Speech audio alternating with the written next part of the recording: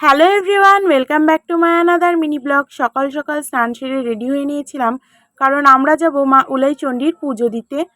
তারপর পিসি, পিসেমশাই, দাদা আর আমরা সবাই মিলেই বেরিয়ে পড়েছিলাম মন্দিরে যাওয়ার জন্য। ওখানে গিয়ে দেখতেই পাচ্ছ এখানে কত পরিমাণ ভিড় ছিল। তারপর সেই ভিড় পেরিয়ে কিন্তু আমরা চলে গিয়েছিলাম মায়ের পুজো দিতে।